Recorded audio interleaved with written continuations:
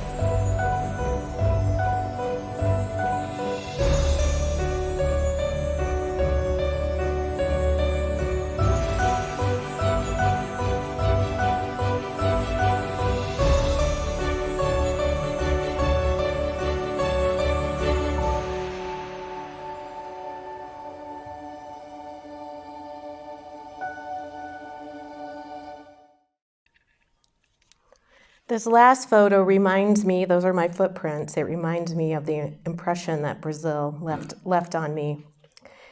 So this morning I want to think about this groundwork as a metaphor or visual idea for our workplaces. At work we can feel like everything is going well, it's a plush, unique, colorful, productive environment.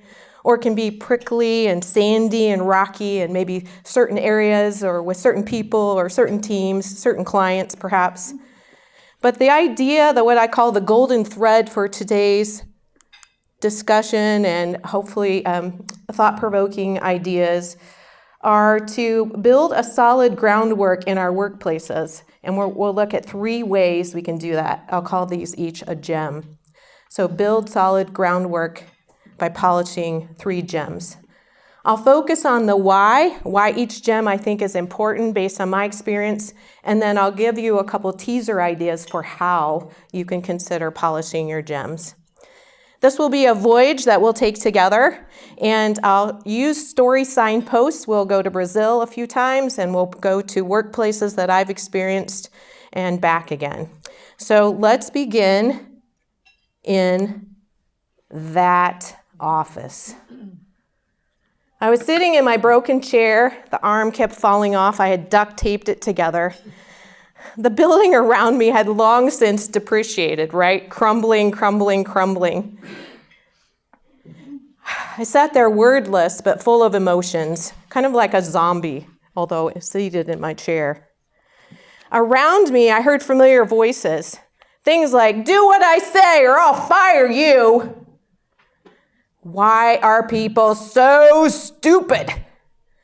And if you were a swearing sailor, profanity that would make you blush. The office was stressful and harsh.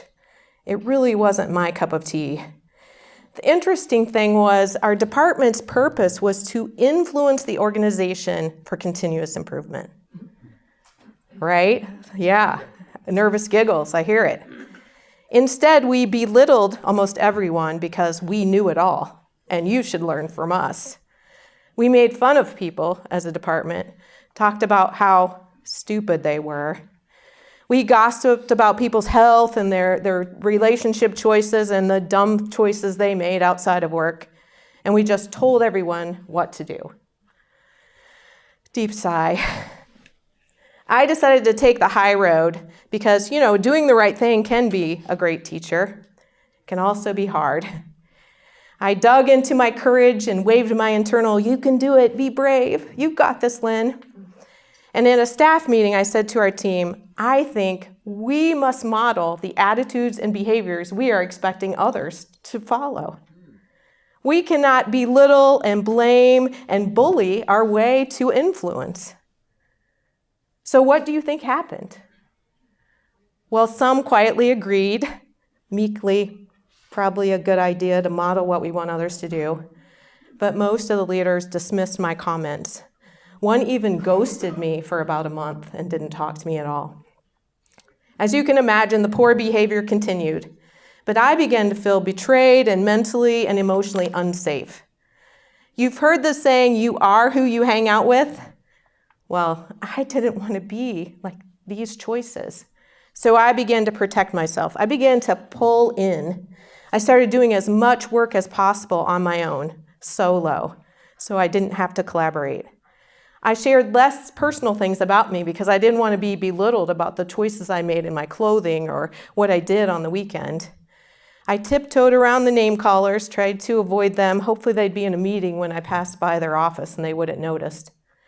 I have lots of ideas. Some of you may be idea people, but I stopped sharing those ideas.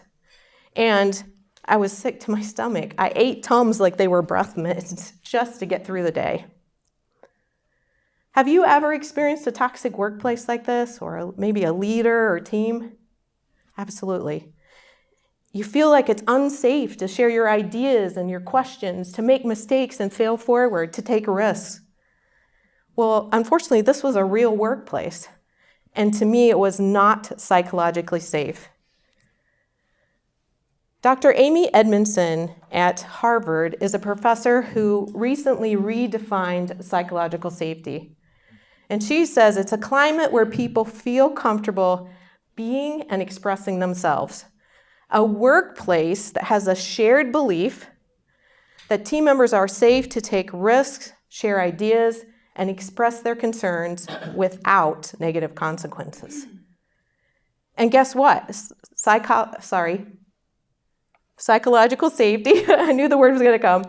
It really matters. A lot of research has been done by Gallup and Accenture, and there are several benefits.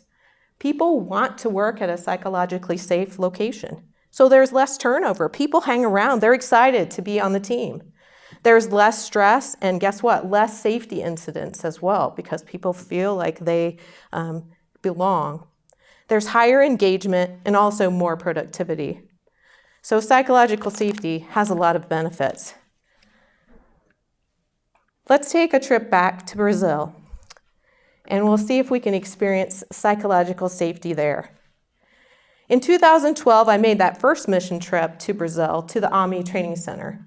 We served 2,500 indigenous people at a heartwarming spiritual conference.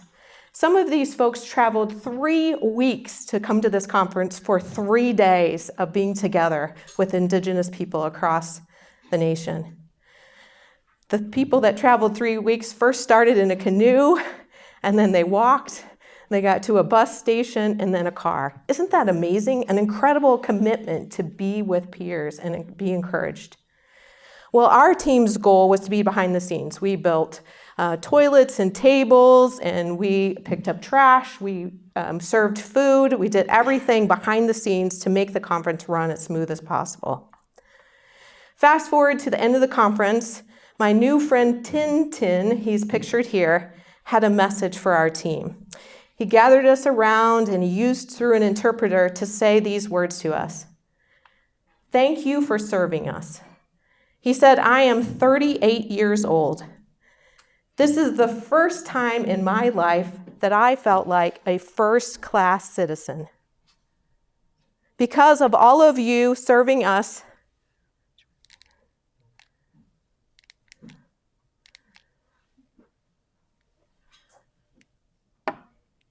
and I was free to be me.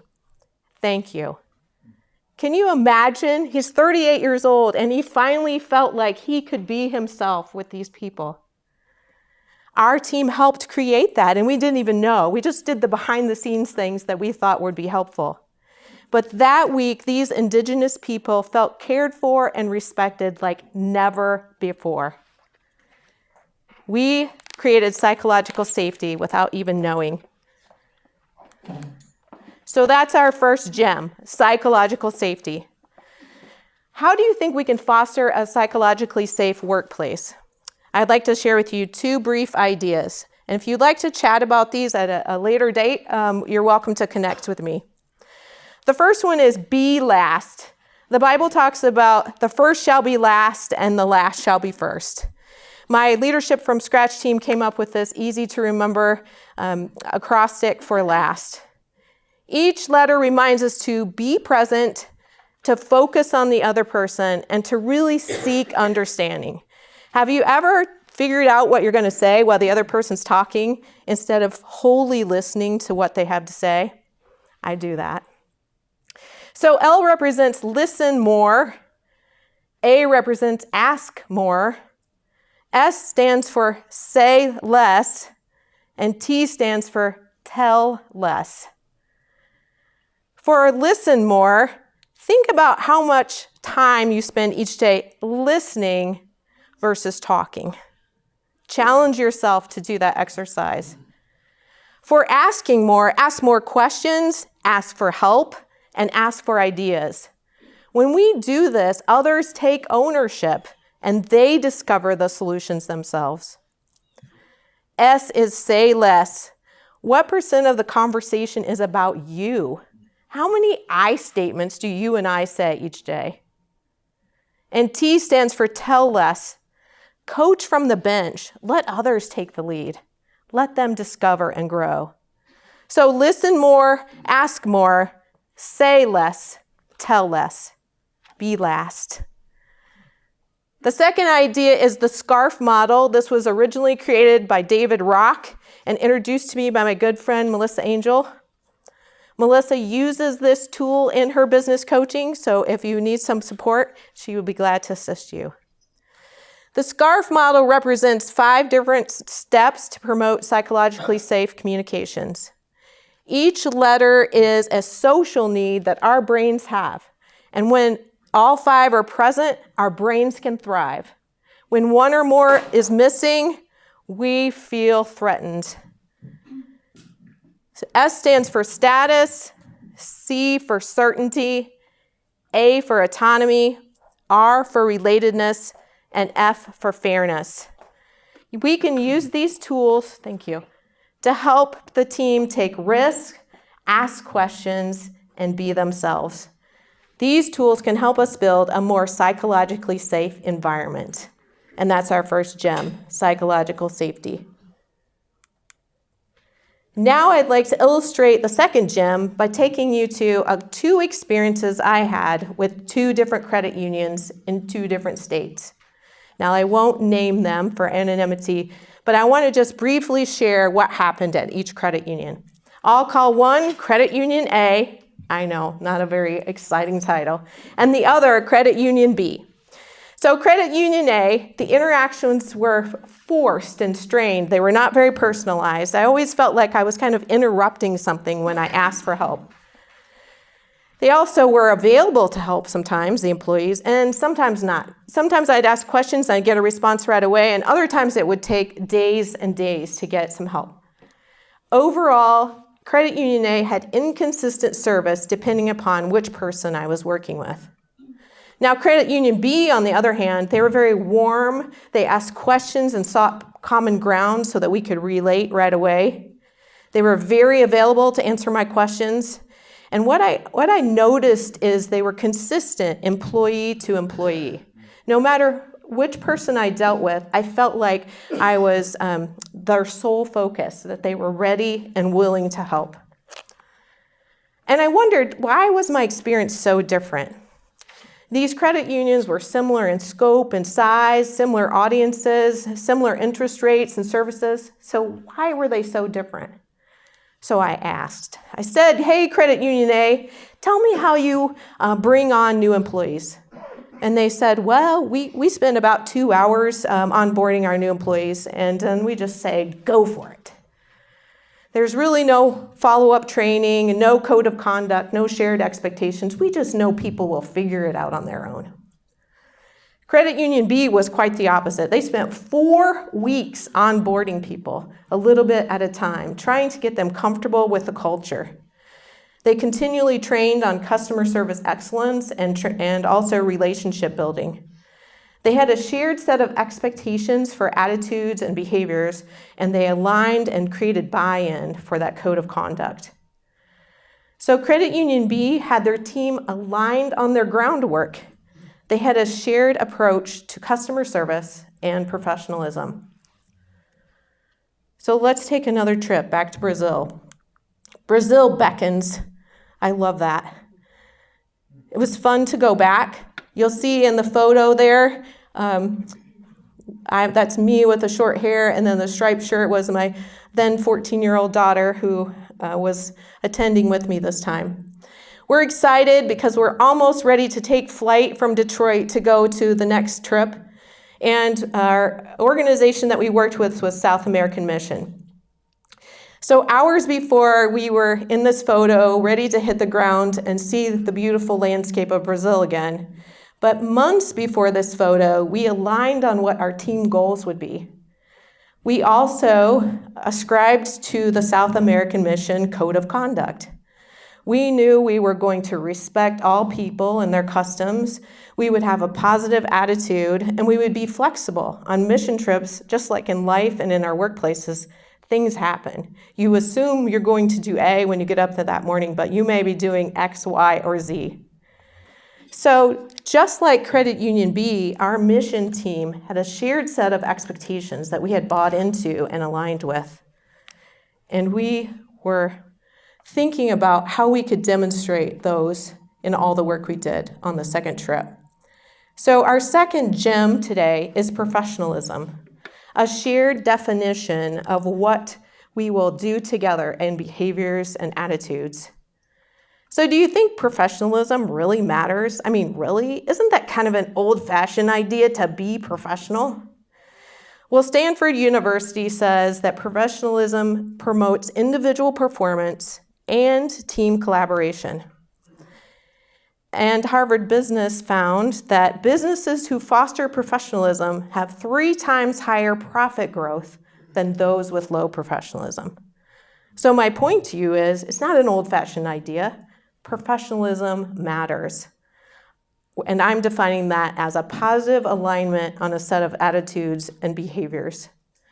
This promotes a consistent experience when employees come to work. They know what to expect. They know how to interact with each other. And the same is true for customers. So I'd like to share 2 quick ideas on how we can polish this gem, professionalism, at work.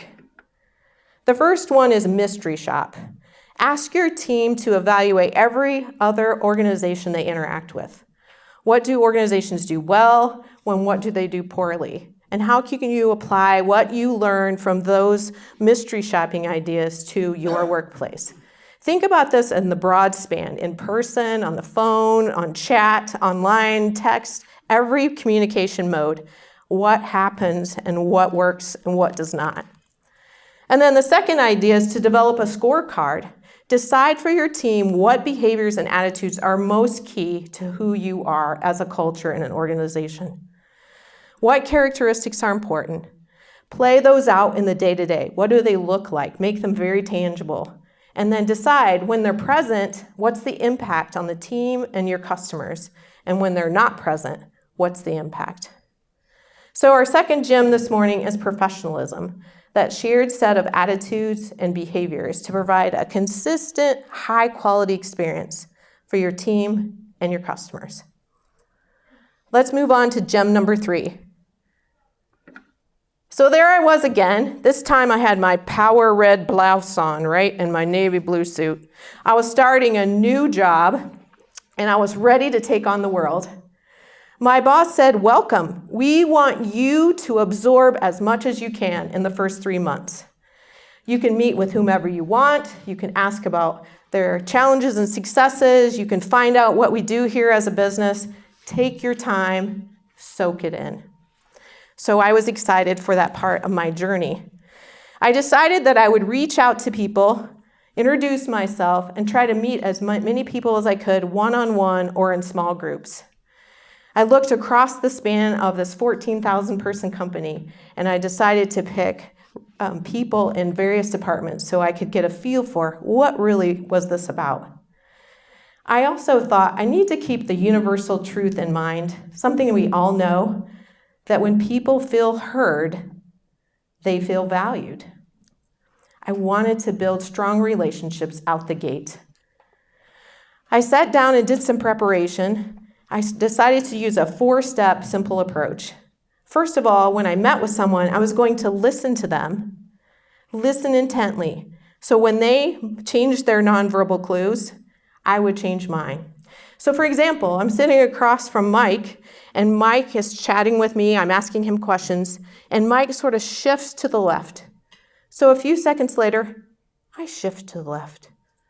He's not consciously thinking that I'm shifting to the left, but I'm mirroring his body language, so he feels more connected to me because I am doing this. Then in a little bit in our conversation, Mike will shift back. I'll wait a few moments when it seems logical, and I'll shift back. And unbeknownst to them, I'm building a rapport with my nonverbal clues by mirroring theirs. The second step of my approach was to talk less, to be curious, to ask questions and let them be the main focus. The third step was to check for understanding. So often I would say, what I heard you say was, did I get that right? And they would say, yes, that's what I meant. Or no, that's not what I meant. Let me help you. And then finally, I took tons and tons of notes because the notes were key to find the themes that were happening across the organization. Fast forward 10 weeks, and I was doing my 125th one-on-one interview. There I was in a large conference room across from Scott. I said, Scott, what's a typical day like? What are some successes and challenges you've had in the last 6 months? And how could our team potentially help? Well, fast forward 12 months. After hours and hours of listening and compiling those themes, our team built and launched some training for professional development and customer service. We began to coach managers on the tools that were missing, and we continued listening through roundtables of leaders. One leader said to me, Lynn, you are the first person at this company who met with me with the sole purpose of listening. That conversation, he said, was a catalyst for my personal confidence as a leader. Because you listened to me, you heard me, and you took action. My point to you is when you and I are present mentally, emotionally, and physically, people feel seen and heard. And when they feel seen and heard, they feel valued. And when they feel valued, it opens the door to their heart and their mind to the possibilities that lie within. So let's take our last trip to Brazil. You'll see my good friend, Enildu, with a catch of the day there. He's quite the fisherman. Enildu and I partnered on that second trip to build a house together. We, of course, had other people building with us. But Enildu and I had not much in common. We had a lot of things stacked against us. For example, as an indigenous person from Brazil, he had his own tribal language, which I knew nothing about. He knew about 5 words of Portuguese. I knew about 5 different words of Portuguese, and obviously English. So we started out with common ground of building the wall, and that was about all. As we built this wall that you see on the other photo, Enildu would stand on the inside of the house, and I would stand on the outside. We had to be fully present in every moment in order to build this wall that would stand. We created our own sign language: push the brick up, push the brick down, push it forward, push it backward. Not very sophisticated, but it worked. And then we would yell, "More masa, masa, masa, please." And that was for the team to bring us some more cement to put the bricks together. Of course, one of the main things that kept us going were the smiles and the giggles. We were fully present, locked on each other to build those walls. We had to be focused in order to be successful. We had to be present. And that is our third gem, presence. To me, being present matters, whether you're in coworker interviews or working with a wall building buddy. It matters to our business success. According to a recent Salesforce report, when people feel heard, they are 5 times more likely to do their best work. So what's a way that we can polish this third gem? These are 2 simple ideas, people, but I think they will be impactful.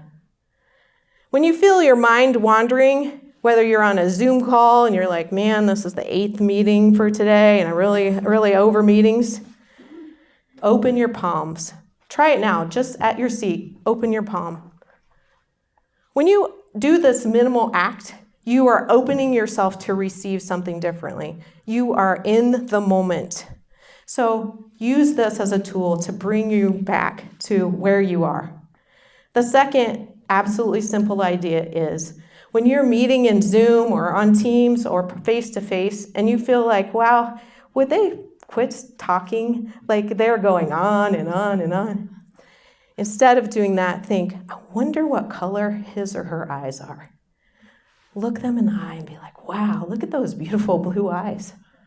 Aren't those amazing brown eyes? Wow. And that will bring you back to the moment. You will be present. This morning, we've looked at 3 gems that we can use to solidify our footing and the groundwork at work.